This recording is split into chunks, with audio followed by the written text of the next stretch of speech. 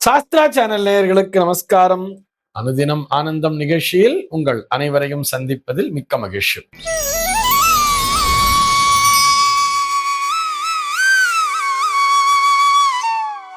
இன்று 28/11/2025 இந்த நாள் குறித்து பஞ்சாங்கம் என்ன சொல்றதுன்னு பார்க்கலாம் வாங்கோ. இன்றைய தினம் விஸ்வாவசு வருடம் கார்த்திகை மாதம் 12ஆம் தேதி வெள்ளிக்கிழமை. திதி பார்த்தோம்னா வளர்பிறை அஷ்டமி திதி இரவு 12:15 வரைக்கும் இருக்கு. அதனை தொடர்ந்து வளர்பிறை நவமி திதியானது வந்து விடுகிறது.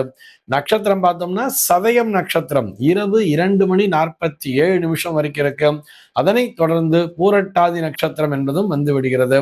இந்த நாள் முழுவதுமே ஒரு சித்தயோகம் கூடிய நாளாக அமைந்திருக்கிறது. இது போக பஞ்சாங்கத்திலே வரக்கூடிய யோகம் அப்படின்னு சொல்லி பார்த்தோம்னா வியாகாதம் அப்படிங்கிற ஒரு யோகம் பகல் 11:01 வரைக்கும் இருக்கு. அதனை தொடர்ந்து ஹர்ஷனம் அப்படிங்கிற ஒரு நாம யோகமானது வந்து விடுகிறது. கரணம் பார்த்தோம்னா பத்ரை அப்படிங்கிற ஒரு கரணம் பகல் 12:28 வரைக்கும் இருக்கு. அதனை தொடர்ந்து பவம் என்கின்ற கரணமானது வந்து விடுகிறது. இந்த நாளானது ஒரு மேல் நோக்கு நாளாக அமைந்திருக்கிறது. இன்னைக்கு என்ன ஸ்பெஷல் அப்படின்னு சொல்லி பார்த்தோம்னா இன்றைய தினம் சுக்ராஷ்டமி அப்படிங்கிற மாதிரி கொடுத்திருப்பா. இது என்ன சுக்ராஷ்டமின்னு பார்த்தோம்னா வெள்ளிக்கிழமையும் அஷ்டமி நாளும் ஒன்றாக இணைகின்ற நாள் என்பதால் சுக்ராஷ்டமிங்கிறத சொல்லியிருக்கா. சார் நிறைய வெள்ளிக்கிழமையில வந்திருக்கே, இன்னைக்கு மட்டும் ஏன் இதை சொல்லியிருக்கா அப்படின்னு சொன்னா இது இந்த மார்கசிர சுத்த அஷ்டமி அப்படிங்கிற மாதிரி வர்றது. சுக்ல பட்சம்னு சொல்றோம். அதுவும் அந்த மார்கசிர மாதம் என்பது மிகவும் முக்கியத்துவம் பெறுகிறது. பிரம்மாவினுடைய படைப்புகள் இந்த நேரத்திலே மிகவும் நல்லபடியாக அமைகின்றன அப்படின்னு சொல்றார். இந்த நாளிலே வரக்கூடிய அந்த சுக்ல அஷ்டமி, அதாவது இந்த சுக்ர அஷ்டமி வெள்ளிக்கிழமை, அது கூட அந்த சுக்ல பட்சத்திலே வளர்பிறையிலே வரக்கூடிய ஒரு அஷ்டமி, அதுவும் மார்கசிர மாதமாக சாந்திரமான மாதங்களிலே வரக்கூடிய ஒரு மார்கசிர மாதமும் அமைந்திருப்பதால் இந்த சுக்ராஷ்டமி என்பது மிகவும் முக்கியத்துவம் பெறுகிறது. அதாவது மற்ற அஷ்டமி நவமி நாட்களை நம்ம அசுப நாட்களாக நினைப்போம் தெரியுமா? அதுபோல் இந்த நாளை நினைக்க வேண்டிய அவசியம் இல்லை. இந்த நாளிலும் நம்ம நிறைய புதிய பல விஷயங்களை செய்யலாம் அப்படிங்கிற மாதிரி சொல்றார். ஏற்கனவே செஞ்சுட்டு இருக்கிற விஷயம் அதை புதுசா நம்ம நிறைய ஒரு புதிய விஷயங்கள் எல்லாம் இம்ப்ளிமெண்ட் பண்ண போறோம். இன்னைக்கு நான் ஒரு ஆபீஸ் வச்சுட்டு இருக்கேனே வச்சுக்கோமே, அந்த ஆபீஸ்ல ஒரு நியூவா சிஸ்டம் ஒண்ணு போட போறேன், அல்லது ஏதோ ஒரு புதுசா ஒரு சிசிடிவி கேமரா போடுறோம். இந்த மாதிரி விஷயங்களை எல்லாம் இந்த நாளிலே நம்ம இம்ப்ளிமெண்ட் பண்ணலாம்ங்கிறதுக்காக சொல்றோம். ஒரு ஃபேக்டரியில கூட ஒரு புதிய மிஷினை இந்த நேரத்தை எரெக்ட் பண்றான்னு சொன்னா தாராளமாக இதற்கு இந்த அஷ்டமி தோஷத்தை பார்க்க வேண்டிய அவசியம் இல்லை. இது நல்லபடியாக வளர்ச்சியை தரக்கூடிய இந்த வெள்ளிக்கிழமையிலே வரக்கூடிய வளர்பிறை அஷ்டமி நாள் என்பது மிகவும் விசேஷமாகவே பார்க்கப்படுகிறதுங்கிறதுக்காக சொல்லிக்கிறோம். சென்னையை பொறுத்தவரை இன்றைய தினத்தினுடைய சூரிய உதயம் என்பது காலை 6:17 சூரிய அஸ்தமனம் என்பது மாலை 5:36 சந்திர உதயம் என்பது மதியம் 12:19 சந்திர அஸ்தமனம் என்பது இரவு 12:27 சம்பவிக்கிறது. பிரம்ம முகூர்த்தம் பார்த்தோம்னா நாளைய தினம் அதிகாலை 4:36 முதல் காலை 6:18 வரையில் நீடித்திருக்கிறது. சென்னையை பொறுத்தவரை இன்றைய தினத்தினுடைய ராகு காலம் என்பது பகல் 10:32 முதல் மதியம் 11:56 வரையிலும், யமகண்டம் என்பது மதியம் 2:46 முதல் மாலை 4:11 வரையிலும், குளிகை காலம் என்பது காலை 7:42 முதல் 9:07 வரையிலும் சம்பவிக்கிறது. தினாந்தம் பார்த்தோம்னா இன்றைய தினம் இரவு 1:32 கொடுத்திருக்கா. சூலம் பார்த்தோம்னா இன்றைக்கு மேற்கே சூலம் பகல் 10:48 வரையில் அந்த சூல தோஷம் என்பது உண்டு.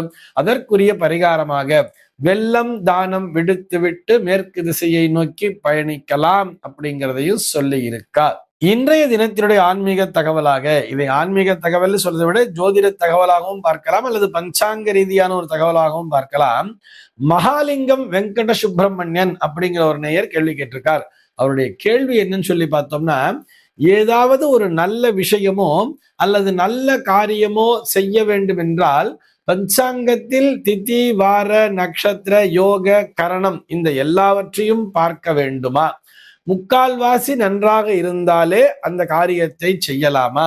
இதை தவிர்த்து ராகு காலம், யமகண்டம், குளிகை காலம் வேறு உள்ளது. இது போக அமிர்த யோகம், சித்த யோகம், மரண யோகம்லாம் வேற சொல்றா. இது போக மேல் நோக்கு, கீழ் நோக்கு, சமநோக்குன்னு நிறைய கண்டிஷன் இருக்கு. இவ்வளவையும் பார்த்து ஒரு காரியத்தை துவக்குவது என்பது கடினமாக உள்ளது. இது குறித்து உங்களது விளக்கம் என்ன அப்படிங்கிறது தான் அவருடைய கேள்வியாக அமைந்திருக்கிறது. முகூர்த்த விதி நிர்ணயம் அப்படின்னு சொல்லிட்டு கால விதானத்தில ஒரு விஷயம்ங்கிறது உண்டு. கால விதானத்திலே முகூர்த்த விதி நிர்ணயம் அப்படிங்கிறதே கொடுத்திருப்பா. அதுல பார்த்தோம்னா கால விதானம்ங்கிற அந்த புஸ்தகம் சொல்றதே பிரதானமான கருத்து என்ன தெரியுமா? எந்த நாளுமே முழுமையான நல்ல நாள் அல்ல. அதே மாதிரி எந்த நாளுமே முழுமையான தீய பலன்களை கொடுக்கக்கூடிய கெட்ட நாளும் அல்ல. எல்லா நேரமும் அப்படித்தான். ஒரு லக்னம்ங்கிறத செலக்ட் பண்ணும் பொழுது கூட எல்லா நேரமுமே அந்த லக்னம் என்பது முழுக்க முழுக்க நல்ல லக்னமாக இருக்காது. 100% நல்ல நாள், நல்ல லக்னம் என்பது கிடைக்கவே கிடைக்காதுன்னு சொல்றார். அதே மாதிரிதான் 100% முழுக்க முழுக்க இது ஒரு தீய நாள், இது முழுக்க முழுக்க ஒரு தீய லக்னம், இந்த லக்னத்திலே எந்த வேலையும் செய்யக்கூடாதுங்கிற மாதிரி எந்த விதியுமே கிடையாது. அப்ப என்ன பண்ணணும்னு சொன்னா, இந்த கண்டிஷன்ஸ் எல்லாம் கொடுத்திருக்கா இல்லையா, இவை எல்லாவற்றையும் ஆராய்ந்து இதுல ஒரு 50ல இருந்து ஒரு 60% தேர்னாலே, அதாவது 10க்கு ஒரு 5ல இருந்து ஒரு 6 மார்க் வாங்கினாலே போதும் சொல்றா. இத்தனை கண்டிஷன் இருக்குன்னு சொன்னா ஒரு 60% அது ஒரு நல்ல நாளாக இருந்தாலே அதுவே ஒரு மிகச்சிறந்த சுப முகூர்த்த நாளாகவே பார்க்கப்படுகிறது. இவை எல்லாவற்றையும் விட அந்த நேயர் கேட்டிருப்பது போல் ஒரு காரியத்தை துவக்குவதற்கு அத்தனையும் பார்க்க வேண்டுமான்னு சொன்னா பார்க்க வேண்டிய அவசியமே இல்லை. நீங்கள் எந்த செயலை துவக்கப் போகிறீர்கள் என்பதன் அடிப்படையில் தான் இந்த நாட்களை தேர்ந்தெடுக்க வேண்டும். இதையும் நன்றாக புரிந்து கொள்ள வேண்டும். உதாரணத்திற்கு நீங்க வாரம் அப்படிங்கிறதையும் கொடுத்திருக்கீர்கள். அதாவது செவ்வாய்க்கிழமை, சனிக்கிழமை எல்லாம் வரும் தானே.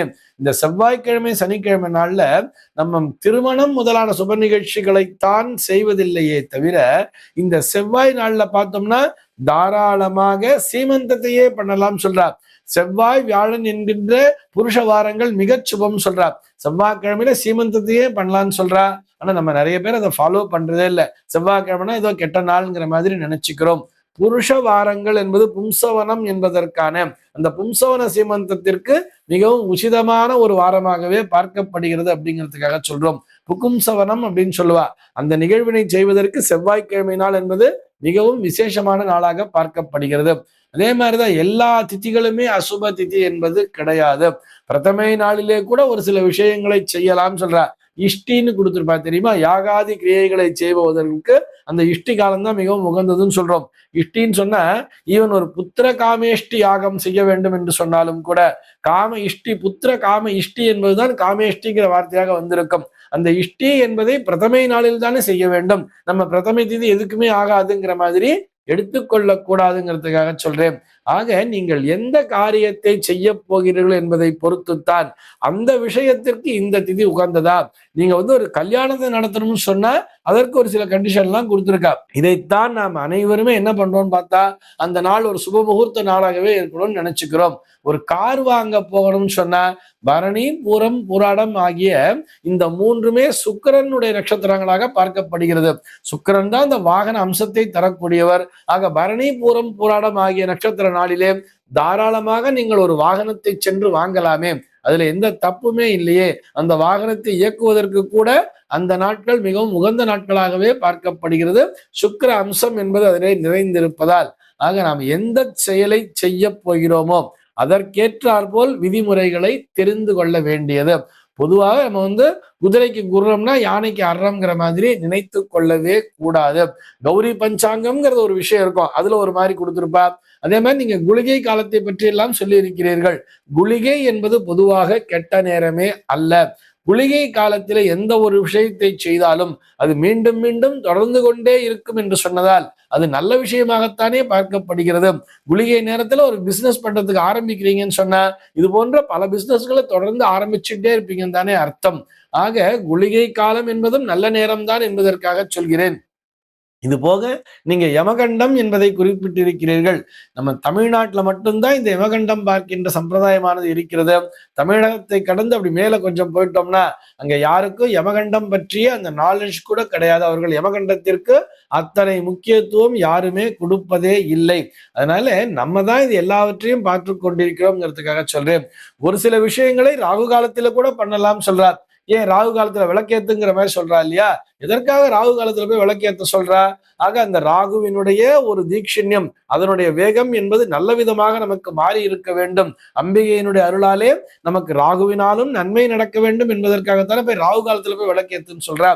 இந்த மாதிரி எந்த விஷயத்தை செய்ய போகிறோம் என்பதை கொண்டுதான் நாம் நாளை தீர்மானிக்க வேண்டுமே தவிர, இத்தனை கண்டிஷனையும் பார்த்து முழுமையாக ஒரு நல்ல நாள்ல தான் இதை பண்ணணும், முழுமையாக ஒரு அசுப நாள்ல தான் நம்ம எதையுமே செய்யாம உட்கார்ந்து இருக்கணுங்கிற மாதிரி எந்த ரூலுமே கிடையாது என்பதற்காக சொல்கிறேன். இதற்கு சிறந்த உதாரணம் சொல்லணும்னா, நம்ம எந்த ஒரு விசேஷத்தை செய்தாலும் வாத்தியார் பண்ணி வைக்கும் போது சொல்லுவார், சில்லறை காசுலாம் கூட கேட்பா தெரியுமா? சில்லறை எல்லாம் வச்சு அதுக்குரிய மந்திரங்கள் எல்லாம் சொல்லி தானம் பண்ணுங்கிற மாதிரி சொல்லியிருப்பார். எதற்காகன்னு சொன்னா கிரக பிரீத்தி என்ற பெயரிலே தான். அப்ப எப்படி மந்திரம் சொல்லுவாங்கன்னு பார்த்தோம்னா, லக்ன அபேட்சையா ஆதித்யாதீனாம் நவானாம் கிரகானாம் பிரீத்தியர்த்தம் ஆனுகூல்ய சித்தியர்த்தம் எத்கிஞ்சித் ஹிரண்யதானம் அப்படின்ற மாதிரி தான் சொல்லி கொடுப்பா. அப்படின்னா என்ன அர்த்தம் சொல்லி பார்த்தோம்னா, அந்த ஆதித்யாதி நவானாம் கிரகானாம் பிரீத்தியர்த்தம் சொல்றார். இந்த ஆதித்யன் உள்ளான இந்த 9 கிரகங்களும் அவர்களுக்குரிய பிரீத்தியாக அந்த லக்னா அபேட்சையா அப்படின்னு சொல்லிட்டார். அந்த லக்னத்திலே எந்த விதமான குறைகள் இருந்தாலும், ஏன்னா முழுமையாக நிறைவு பெற்ற ஒரு லக்னம் என்பது நிச்சயமாக வரவே வராது என்பது நம்முடைய ரிஷிகளுக்கு அத்தனை பேருக்கும் தெரியும். ஏதோ ஒரு சிறிய குறை என்பது அந்த இடத்திலே இருக்கத்தான் செய்யும். ஒண்ணு ஹோராங்கிறது டிஸ்டர்ப் பண்ணோம், ஏதோ ஒரு டிஸ்டர்பன்ஸ்ங்கிறது நிச்சயமா இருக்கத்தான் செய்யும்.